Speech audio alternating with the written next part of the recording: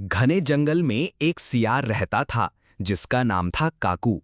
काकू बहुत चालाक था और हमेशा खाना बिना मेहनत किए पाना चाहता था। एक दिन काकू जंगल में घूम रहा था कि उसने दूर से ढम ढम ढम की आवाज सुनी। वह डर गया और सोचने लगा, अरे ये कैसी आवाज है? कहीं कोई डरावना राक्षस तो नहीं आ गया?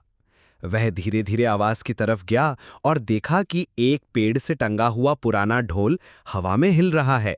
जब हवा चलती तो उसकी आवाज आती थी।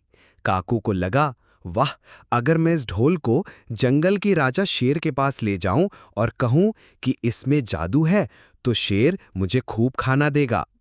वह दौड़कर शेर के पास पहुंचा और बोला, महाराज, जंगल में जादुई ढोल है, जो इसे बजाएगा उसे ढेर सारा खाना मिलेगा। शेर ढोल के पास आया और जैसे ही उसने ढोल बजाया, ढम ढम ढम, ढोल फट गया और अंदर से कुछ भी नहीं निकला। शेर को समझ आ गया कि सियार ने उसे बेवकूफ बनाया है। गुस्से में शेर दहाड़ा, भाग जा यहां से, वरना मैं तुझे खा जाऊंगा। सियार जान बचाकर भागा और उसने सीखा कि झूठ बोलकर फायदा उठाना हमेशा नुकसानदायक होता है। बहुत दूर एक हरे भरे जंगल में टप्पू नाम का एक नन्हा हाथी रहता था। टप्पू का सबसे बड़ा सपना था कभी नदी से बातें करना। उसने जंगल के सबसे बूढ़े उल्लू दादा से पूछा, क्या नदियां बोल सकती हैं? उल्लू दादा मुस्कुराए और बोले, अगर दिल से सुनो तो नदियां बहुत कुछ कहती हैं। टप्पू रोज नदी किनारे बैठकर उसे ध्यान से सुनता, लेकिन नदी बस छप छप छल छल करती रहती थी। एक दिन टप्पू ने देखा एक नीली मछली किनारे तड़फ रही थी। वो भागा भागा गया और मछली को वापस पानी में ढकेल दिया। तभी नदी चमक उठी और उसमें से एक चमकता हुआ बुलबुला ऊपर आया।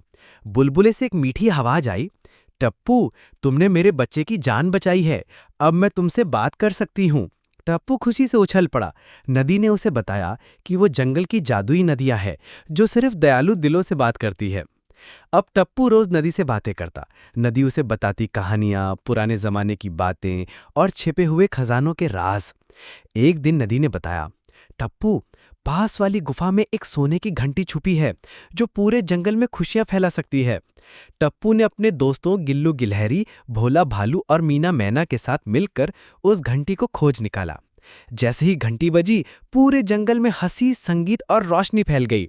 अब टप्पू सिर्फ नन्हा हाथी नहीं था, वो था जंगल का सच्चा दोस्त और नदी का प्यारा बेटा।